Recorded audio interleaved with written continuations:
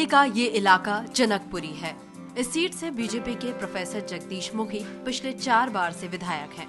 जनकपुरी रिहायशी इलाका है। यहाँ की सबसे बड़ी समस्या पार्किंग की है।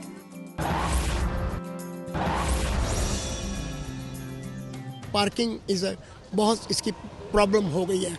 यहाँ पर गाड़ी खड़ी करने के लिए या कहीं जाने के लिए, कहीं आने के लिए, इवन आपके घर के बाहर भी अपनी पर्सनल गाड़ी भी खड़ी करने का आपको स्पेस नहीं है। ट्रैफिक का जो है ना अब इतनी ज़्यादा हो गई है और बस सर्विस भी कोई बहुत ज़्यादा बढ़िया नहीं है यहाँ पे।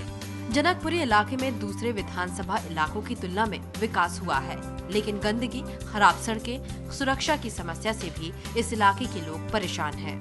इस क्षेत्र की प्रमुख समस्याएं पार्किंग, ट्रैफिक, सुरक्षा व्यवस्था और गंदगी हैं और यही समस्याएं इस बार चुनाव का मुद्दा भी बन सकती हैं। कैमरामैन विशाल राय के साथ Shreya Bahuguna, ABP news, Delhi.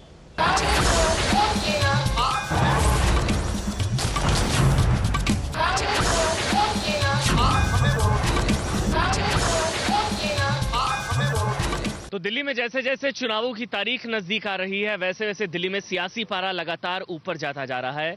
BJP ने 62 उम्मीदवारों की सूची जारी कर दी है और इसके बाद घमासान और भी ज्यादा मजबूत हो चुका है तमाम सीटों पर। कौन बनेगा मुख्यमंत्री की नुक्कड़ बहस का काफिला आ पहुंचा है जनकपुरी विधानसभा सीट। जनकपुरी विधानसभा सीट की अगर बात की जाए तो तकरीबन 1.5 लाख के करीब यहां पर मतदाता है, 1,52,000 के करीब मतदाता है और इसे बीजेपी का गढ़ कहा जाता है। जगदीश मुखी यहां से विधायक है, पिछले 20 सालों से 93 से लगातार वो यहां पर विधायक है। क्या वजह है कि एक छत्र राज है यहां पर बीजेपी का?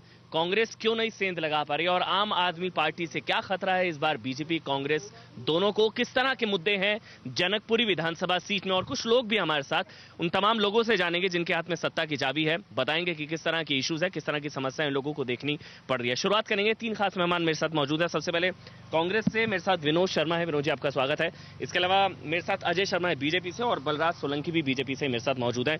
सबसे पहले शुरुआत विनोद जी से। विनोद जी, 20 साल हो गए आप लोग सत्ता से बाहर है, क्या इस बार इश्यूज आप लोग उठाने वाले? विनोद, इस बार हम चुनाव में जा रहे हैं, सबसे बड़ा मुद्दा तो हमारा विकास का है। जो हमने हमारी दिल्ली के शीला दीक्षित ने जो विकास किया है पूरी दिल्ली का, वही हमारा मेन मोटिव रहेगा और वही हम लोगों को, जनता को बताएंगे जाके, जो शीला दीक्षित ने विकास किए हैं दिल्ली के अंदर और जनकपुरी के अंदर भी जो शीला दीक्षित ने और हमारी सेंट्रल गवर्नमेंट ने जो काम किए हैं, उन मुद्दों पर हम चुनाव लड़ेंगे। और हम इस बार, मुझे पूर्ण विश्वास है, 20 साल का जो ये गढ़ है ये टूटेगा। और जी एक बात मुझे बताइए, ये स्टेट इश्यूज हो गए, अगर मैं जनकपुरी विधानसभा सीट की स्पेसिफिकली बात करूं तो यहाँ पर क्या काम नहीं हुआ जिसके आधार पर आप वोट मांगे? सबसे पहले तो आप नाला पार जाइए, वहां पे आप मुझे जगदीश मुखी जी से एक बात पूछ के बता दीजिए, कौन सा सरकारी स्कूल उन बच्चों के लिए जो नाला पार रहते हैं, वो भी वोटर हैं, गरीब वोटर हैं, वो भी वोटर हैं, उनके लिए कौन सा सरकारी स्कूल खुला है?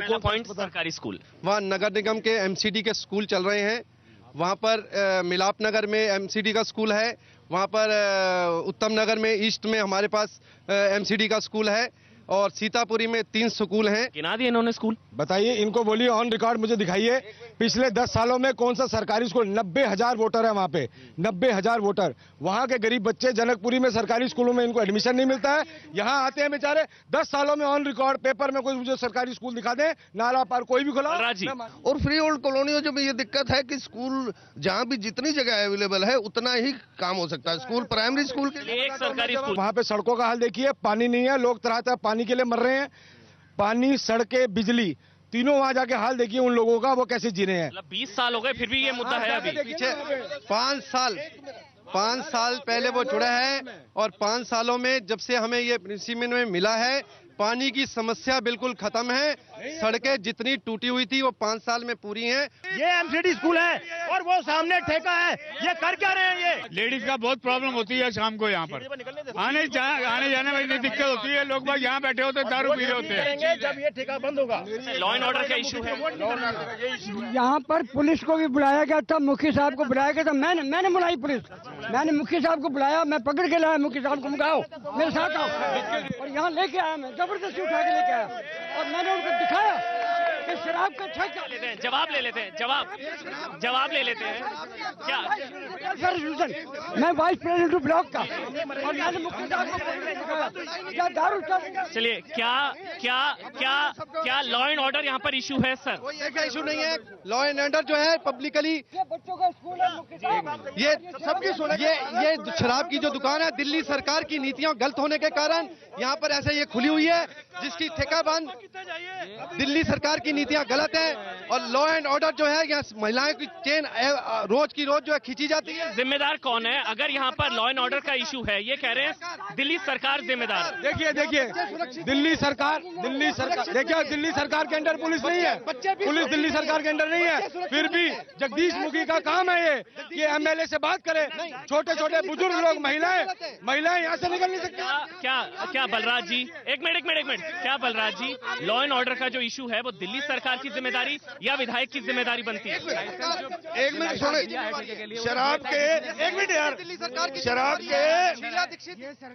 शराब के ठेके की जो पाल साहब ने कही मैं मानता हूं, इनको परेशानी होगी, रेडिएंट को नजदीक है, लेकिन पहले बीजेपी की जब सरकार थी ये था कि ठेका खोलने से पहले एमएलए की एनओसी लेनी पड़ गई। आदरणीय मुख्यमंत्री जी ने शीला दीक्षित ने ये कैंसिल कर दिया। अब सरकार ठेका देती है जी अपना, एमएलए के एनओसी की जरूरत नहीं। केंद्र में इनकी सरकार, दिल्ली में इनकी सरकार, लॉ एंड ऑर्डर इनके पास है, ये क्यों नहीं सही करते उसको? क्या ये विधायक की जिम्मेदारी नहीं बनती? विधायक यहाँ पे जनकपुर में तो किसी प्रकार की कोई समस्या ही नहीं है। जनकपुर में जितना विकास हुआ इतना किसी 70 विधानसभा के अंदर कहीं नहीं हुआ। शराब के ठेकों का हम भी विरोध करते हैं, लेकिन ये उनकी गलत, ये कांग्रेस ख्याल से मिला जुला रिस्पॉन्स है यहाँ पर। तो नाराजगी भी है, वहीं मिला जुला रिस्पॉन्स भी है यहाँ पर। जनकपुरी विधानसभा सीट से फिलहाल इतना ही। कल विकासपुरी सीट से जरूर देखिए कौन बनेगा मुख्यमंत्री की नुक्कड़ बहस। 4 दिसंबर को वोट जरूर कीजिएगा और 8 दिसंबर को दिन भर देखिए एबीपी न्यूज पर सबसे तेज नतीजे।